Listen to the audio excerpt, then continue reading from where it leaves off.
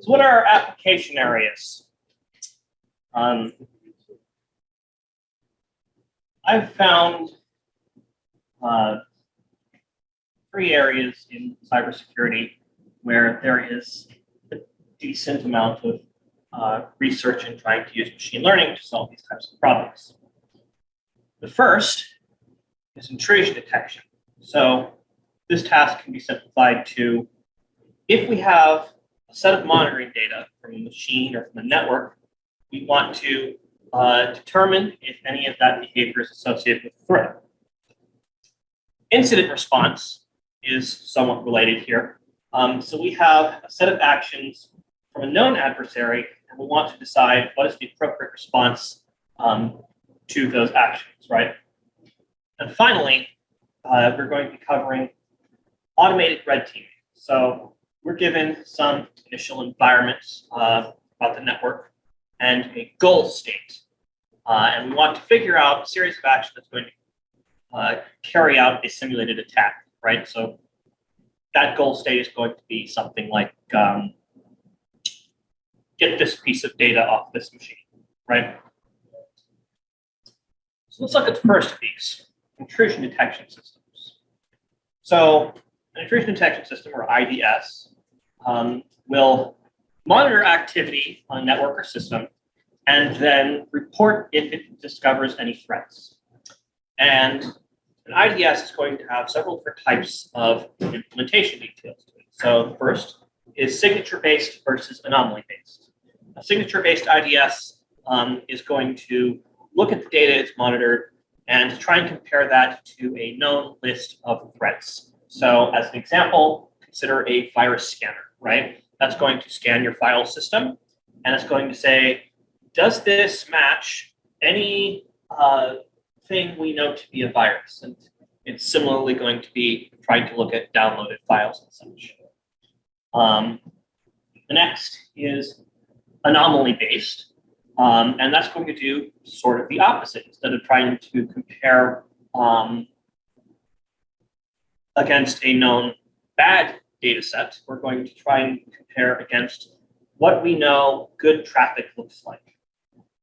So if it's sort of very different from what we normally do, then that's when you trace them. Then we have host-based versus network-based. And a host-based intrusion detection system is going to be focused on a singular machine on our network, and the network-based one is going to be trying to focus on all of the machines on our network. And both of those have very different priorities and the types of data that we're going to be dealing with. Then we have rule-based systems and statistical approaches. A rule-based IDS is going to have some set of known rules about what is bad behavior. A statistical approach is going to try and consider what we already see here. So statistical approaches are very commonly associated with anomaly-based because they're both dealing with what is known behavior on the system. An IDS is generally going to be just raising alerts because that's the name detection there. But there are also IDSs that can also include some sort of response to the detected attack. And where we do that, that's called an intrusion prevention system. And a lot of research you'll see on IDSs tend to be associated both with detection and also, in some cases, prevention. So about that ability to monitor things, that's one of our main roles here. What types of data do we monitor? And that's going to depend upon the scope of our IDS. The host-based intrusion detection systems have a lot more varied sources of data, and they can also go a little bit more in depth because they are only focused on one machine, and so you don't have to try and constrain yourself on the amount of data you generate because of having, like, say, 30,000 machines on one network. And these types of intrusion detection systems can look at the network as part of it, so the incoming and outgoing packets to that machine specifically. They can look at changes to the file system or changes within processes, right? So if we have, say, certain types of programs launching, or certain types of programs being launched as a child of another process. Like, for instance, you wouldn't want to see PowerShell being launched by Word because that means someone's just exploited a macro. And intrusion detection systems can pick up on that if they're host-based. Network-based IDSs are focused mainly on what's going in between the hosts. And so there's two main types of data I see associated here. One is packet captures that can basically focus on the specific data that's being sent there. But this is often a bit large for a data source because there's a lot of packets going on between these, right? And then we have NetFlow, which functions as a summary of these packets captured, right? So I have an example of a NetFlow at the left here. And if you guys can read these things, right, we've got columns for the protocol, the number of packets sent, the source and destination port and IP, and there may also be columns for things like the number of bytes sent, average number of bytes per packet, how long this particular flow went, like say, when was this started and when did this end? Basically statistical information and summary data. This won't tell you what was said, but it'll tell you who said it. And it'll tell you when and where and how it was sent. So that's generally useful information. Okay, so how do we apply machine learning to intrusion detection? Because actually, not all intrusion detectors are machine learning based, right? Many of them are just simple rule-based systems. And people kind of get along with that for now. Where we are using machine learning, it's generally focused on anomaly-based detection. And the function that we're learning is just going to be a mapping from whatever we are monitoring to a label of benign or anomaly, right? And for anomaly detection, we actually have a few unsupervised learning algorithms that are dedicated for this task, as in not just for anomaly intrusion detection, but for generally searching for anomalies in a data set, regardless of what the task is. And these include isolation forests, which are an algorithm that tries to partition up the feature space of some algorithm to find, or for some data set to find like where the outliers are, right? If it's really distant from the rest of the clusters. And another is going to be the one class SVM, SVMs being support vector machines. And normally an SVM in, say, supervised classification, right, is going to try and create a hyperplane that divides up some values in feature space. And here, we only have one class because we don't have any labeled data, right? We're just going to assume that the data we have all represents what's benign, right? And we create a sort of hypersphere that tightly bounds around all of our data points. And then if we encounter a new data point, we can easily say if it's an anomaly by saying, is this in the hypersphere or not? And if it's not, then we consider that an anomaly. But those are the unsupervised approaches. And we also have some supervised approaches if we can get labeled data that also has, a mix of malicious and benign traffic. And there's numerous high-quality algorithms for this. I've talked about neural networks before. Deep neural networks are just neural networks that have several hidden layers, not just one. We also have random forests, which are actually a great approach for intrusion detection because they are based on a type of machine learning algorithm called a decision tree. And that is, if you can imagine a tree data structure where each node is going to tell you some if then else question, right? And it's going to look at whatever input feature is and follow the tree down to its leaves. And at the end, you will have a class label, right? And this is really good for highly categorical data because it doesn't necessarily need to provide some sort of multiplication or addition. It can just like check, right? And a random forest is taking a bunch of decision trees and randomly selecting between them, right? And these are really good for IDS approaches because they're dealing with the categorical data, right? And regardless of the approach, though, an IDS is always going to need to know information about your own network, which means that if you, say, train one in a completely different network and then try and like sell the model that's already pre-trained, that's not necessarily going to perform well in someone else's network. So that's kind of a consideration that you need to take into account. So what are some problems with machine learning intrusion detection?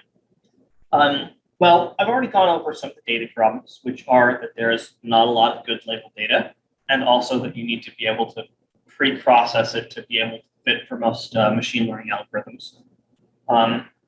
But another big issue is false positives.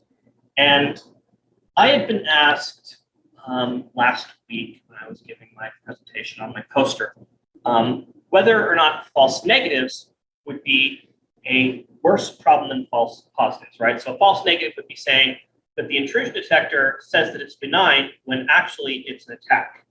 And the answer is actually a false positive is much worse than a false negative. Because the false positive fundamentally leads you to ignoring the IDS entirely when it gives you a positive response saying, yes, this is malicious, because you don't trust the IDS. And it also means that if we're trying to use this as part of some intrusion prevention system, then the response from it could cause you a denial of availability depending upon that response. Like we wouldn't want to block off some network connection because someone was browsing on Firefox for the first time instead of using Chrome like they had for the past several years. Yes? So to clarify, false positive would be dangerous because you're not altering the IDS to cater to false positives. False positives are dangerous because any responses to them are going to either be incorrect and causing you to deny functionality when you don't need to, or it'll cause you to stop using the IDS entirely because you expect that this thing's going to give you the wrong answer, right? We want this thing to be able to say, if this machine has given us a positive response and said, this is a threat, then we need to be able to take that seriously every time. That's the goal. We might not, or if we have some false negatives, our IDS might not catch all threats, but it's better to be able to catch some threats and be confident that you can be able to act on those than to be able to catch no threats because you don't trust the system, right? I believe we had a talk on risk assessment last week that kind of covered this idea of like you're purchasing a valuable intrusion detection system, it stops this percentage of threats and costs this amount of money, right? So we can save ourselves some amount of money by using this type of a system where you've got some false negatives, but at the very least we've got no false positives.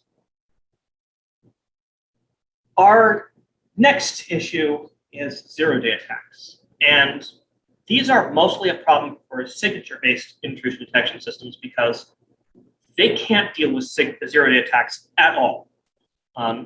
Because by definition, a zero-day attack, you don't have the signature for it. But anomaly-based approaches are still imperfect on this as well. Like, theoretically, they're capable of dealing with one.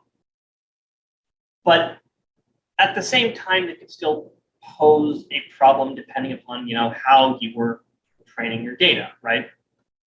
And also, there's a possibility if, say, the classifier model gets stolen, that you could craft a zero-day attack that gets around our IDS, right? If they know what rules it's following, you can say, okay, I'm going to throw a neural network at this and try and learn what an attack is going to look like that evades this. So that's intrusion detection. But once we've got an alert from an intrusion detection system, the next question is like, what should we do about it, right? And this is incident response, right? So before we take any action, we need to triage this. Who's responsible for causing this alert to be raised? How did they trigger it? What are they trying to do? And how can we prevent them from doing that? And after we've got that, then we can select an appropriate response by, for instance, blocking network connections or blocking some sort of script from executing. And how do we use machine learning here? Well, this problem is not as well researched as intrusion detection, but I've found that most of the research on incident response with machine learning is not focused on automation, but on trying to help humans to respond. So you can use various unsupervised learning tools to try and find useful other information among the data that's been collected that might give you, based on, say, user queries, more information about the attacker, and it might even suggest an action for you. So unless you have an objection, you can just take what it suggested, but you still have the ability as a human to have the final call there. But I'm also going to consider a hypothetical, and this was raised in like one paper I found, and that is fully automated incident response. This would be the absolute dream. But we first have to assume that we have an intrusion detection system that never gives us a false positive, or almost never gives us a false positive, because if we get a misclassification, then we're going to be blocking scripts and blocking network connections and doing things that is going to harm us because of some threat that's not there. And what we do here is we just train a classifier on a number of attack scenarios that have been crafted where we say, this is the context of the attacker, and this is the correct response we want you to perform. And once we've got a decent classifier, we just let the machine provide whatever response is predicted there. And if we had perfect machine learning algorithms, we could then say, let this run all day. We'll never have to have a human deal with this again. And speaking of humans, let's talk about red teaming. I think a lot of you are very familiar with red teaming as a concept. You want to test your organization's ability to defend against attacks. And so you set up a team where the red team is trying to access your sensitive information using whatever means necessary, and your blue team is going to try and prevent them, possibly without knowing they're being attacked by their own organization. But red teaming can be a little bit costly because you need human experts that know offensive security. And I don't know how many of you are actually focused specifically on offensive security, but it's not like the majority of cybersecurity experts. But despite the fact that it's costly, most companies that have a network could probably benefit from it. They could prevent some damage in the long run. So is there a way to make this cheaper by, say, removing the human from the picture? And, well, as it turns out, automated red teaming is very much an instance of a problem in AI called the planning problem. And the planning problem looks like this. We have an initial state, a goal state, and a set of available actions. And we want to find the sequence of actions that takes us from the initial state to the goal state.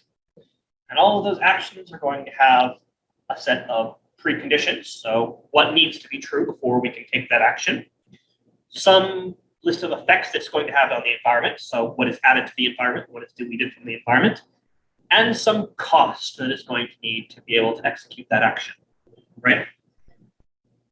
And that might sound a little bit familiar if you remember my slide on reinforcement learning, because as it turns out, one of the best ways to approach the planning problem is reinforcement learning.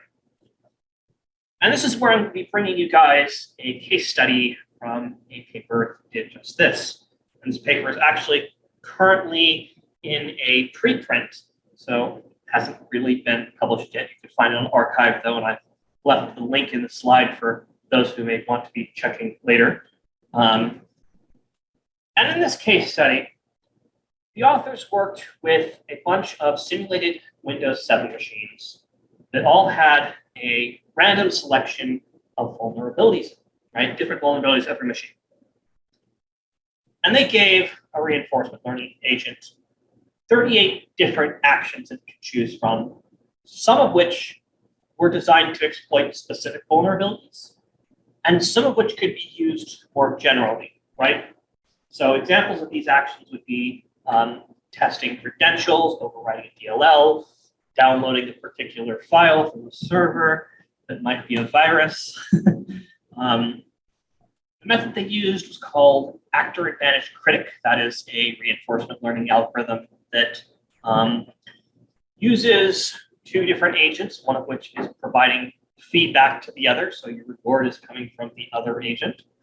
And the result from this case study was that the agent that they were training was able to learn several different ways to exploit the environment was in, regardless of what environment it was on. And some of those were able to avoid antivirus detection. So remember, one of those actions was being able to download viruses, but here it's saying, okay, that provided me with like a penalty, so I'm going to instead not download the virus and try another way of attacking, right? And what the authors found as a result here is that reinforcement learning agents have the ability to provide very flexible attacks and can adapt to their environment.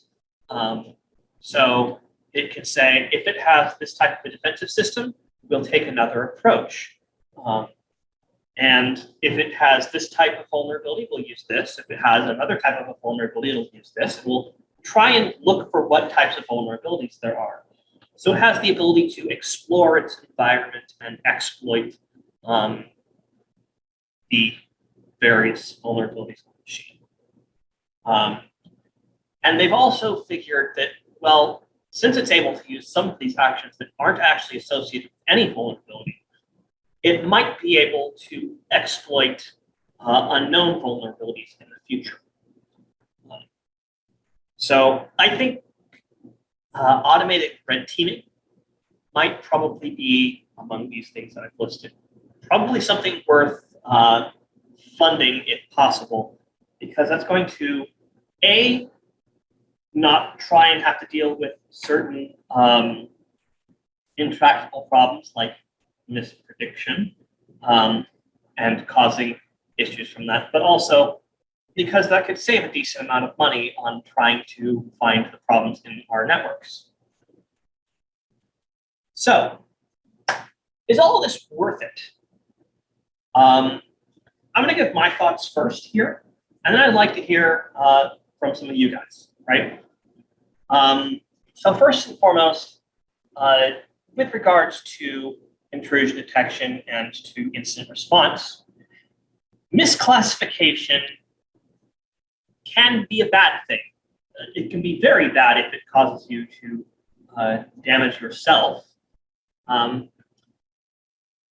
But we're not going to come to a future where we have perfect models. In fact, if we had a model that during its training process got 100% accuracy, most machine learning experts would call that a bad thing. Because what you have is you have overfit the model. It knows your training too well, and it can't necessarily adapt to something completely outside of your data set, right? And also, we are not going to get that because we can't have a model that's perfect for all use cases. That's called the no free lunch theorem. But something it can do for us, right, is that we can reduce our demand on human expertise. So we can't respond to a cyber attack while we're asleep unless we've got someone working the night shift all the time. And well, our enemies are probably going to be on the other side of the world, being awake while we're asleep. And we can't really come into the office while we have COVID. It's really difficult to, I would say in that state, it's very difficult to focus on dealing with a cyber threat. You're not in your best state of mind. And given the number of companies that are valid targets for a cyber attacker, is it economically feasible for every single one of them to have a team of security experts? Not necessarily. So there's kind of the benefit towards using this. But then there's the long-term question, which is, what if our enemies are using machine learning, right? We talked about automated red teaming. Well, what if we have someone using an automated cyber attack? Do we want human defenders dealing with that, or do we want to consider the possibility that we might not be able to correctly deal with a machine learning attacker? I mean, if we can develop a program that can win chess against humans 100% of the time, we can develop a program that can get around human defenses 100% of the time. And then we're going to want to use some sort of machine learning-based defender instead of machine learning-based attacker, because we're not going to win that arms race. But I'm curious what everybody here thinks. No. I read an article about AI offense versus AI defense. And the prediction was that AI offense over defense. But the findings were that the good baseline go off of AI defense strong majority of the time. Might want to read that. All right. Any other thoughts? Yep. Just a kind of it's kind of related. Is there an ideal loss, training loss, where it's not overfit? I'd say if you're close to but not equal to 100%, you're fine. And as long as you've got a decent amount of testing data that's applied to it as well. Any other thoughts here? I want to ask about the neural network. You mentioned weights, and I was just curious, do you mean priority when you said weight? No. So a weight is like a coefficient. Okay. Yeah. The term we use is weights, but it's basically a coefficient in like AX plus B or whatnot. All right, any other thoughts? All right. So last slide here.